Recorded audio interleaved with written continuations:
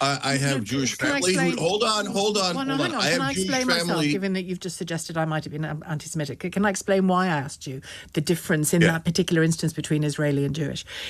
So Cenk Uygur was recently on British media in wake of him as well as his nephew Hassan Piker being banned from entering the UK. And in this clip, we see the host ask a question in bad faith and try and trap Cenk, but he answers it perfectly, succinctly, and completely dismantles the trap that she tried to lay for him. As usual, let's watch the clip in full. I'm gonna give you guys my thoughts towards the end. Let's get into it. When you said your critics say that you said that 94% of Congress is essentially funded by Israel, do you mean Jews via lobby groups? Because that's different, isn't it? Jewish people in America who have stuff to say, like other lobby groups have stuff to say, that's slightly different, isn't it, than Israel controls Congress. Do you really mean Jews control Congress? Yeah, no, look, not at all, and I'll tell you why. Okay. Yeah, so I'll tell you why. So two reasons. Number one, as I explained to everyone, this actually at the core of it has nothing to do with Israel. Israel's the tip of the iceberg. It's a symptom. The cause of the problem is the money in politics, corruption. Literally anyone can buy our politicians. If Britain wanted to, you could buy our politicians. So, and everyone has bought our politicians. They're the most deeply corrupt people on planet Earth.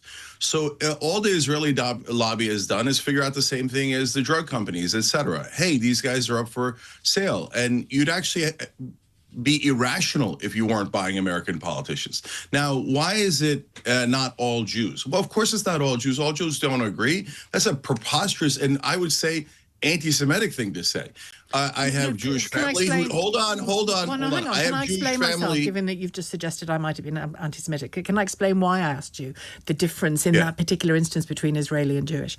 Is that when you talk about Israel buying Congress, that conjures a particular thing. But if American Jews want to donate to AIPAC, want to donate and lobby politicians, that's perfectly acceptable. That's why I asked you that distinction. It's not because I'm anti-Semitic.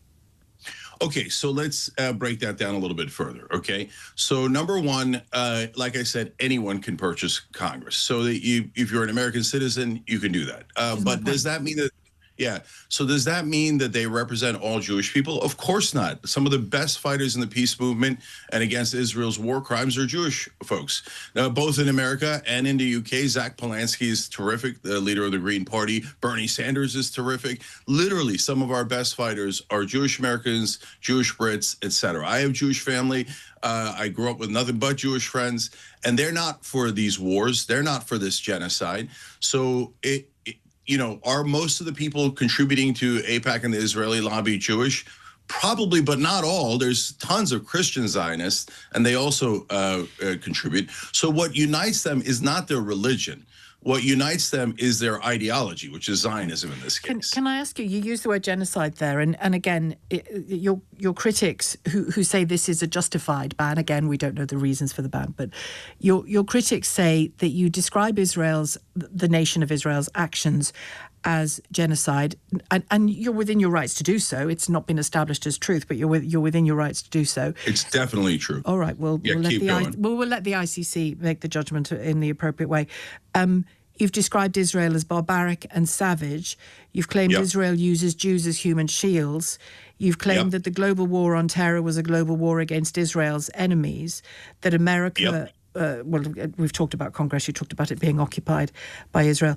On those words, your critics claim that you're sitting dangerously close to the kind of language that is creating the kind of conspiratorial fever that's led to a huge amount of anti-Semitism on our streets. Now, we cannot lay all of that. We cannot lay all of that at your feet. Of course, we can't.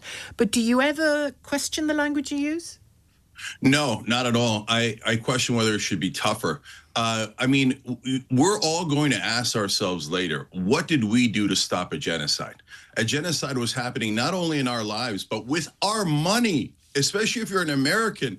They're literally robbing us to pay for the most disgusting genocide you'll ever see.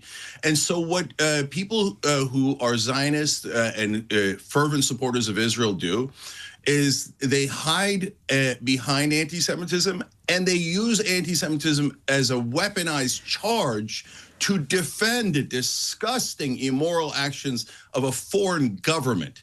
Governments do terrible things. They don't represent all the people in that government. I was born in Turkey, and I'm an American citizen now, but my God, I hope that people don't judge me as a Turk based on the Turkish government, or even based as an American based on what the American government has done. This is obvious to any elementary thinker, except the Israeli propagandists try to manipulate everyone by saying, no, the only country on earth you're not allowed to criticize is Israel, because we're going to hide behind Jewish civilians. And by the way, cause them harm because you don't represent them and you're pretending to. For what it's worth, and So I'm going to go ahead and leave that there. I'll leave a link in the description below so you can go and watch the full exchange if you want to. But I want you to understand the question that she asked, do you mean Jews? That is a question that is constantly asked whenever you criticize the Israeli government for what they're doing within Gaza. Now, you have to understand, even though she tries to put it across in a way where it sounds nice, that question is always asked in bad faith. It's a trap that is designed to make any critic of Israel, the Israeli government, look anti-Semitic the moment that it is that they answer. But Cenk done a perfect job in how he answered it. He didn't panic. He doesn't overqualify.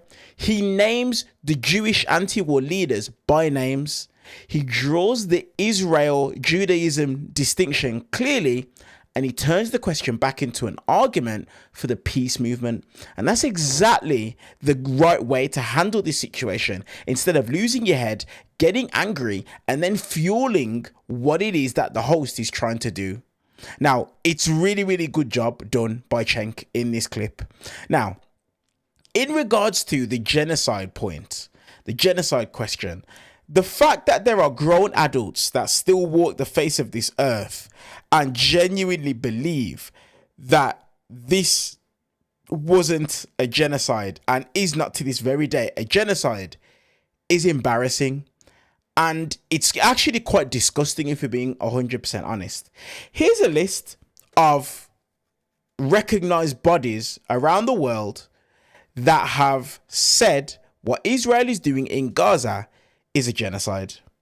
The UN Independent International Commission of Inquiry on the Occupied Palestinian Territory, UN Special Committee, UN Special Rapporteur, Amnesty International, the Israeli Human Rights Organization, BT Selem, I believe it's called, Physicians for Human Rights, International Association of Genocide Scholars, and the ICJ as well. These are people that have deemed that what Israel are doing, the actions that it is that they're doing within Gaza and have done since October 7th, that can be deemed a genocide. Now, the crazy thing is this: when you actually take a look and understand what Israel are doing right now in Lebanon, this is all part of the greater Israel plan. This is what it is. Expand, take over more territory, and expand Israel's borders. This is what it is. So Cenk saying the things that it is that he's saying is a very, very solid point. Extremely solid point. And it's just good to see him actually standing up and not allowing these people to be able to try and hijack the narrative because of the fact that he's speaking his truth. Let me know what you guys think about this clip, about this exchange in the comment section below. I'll see you guys in the next one.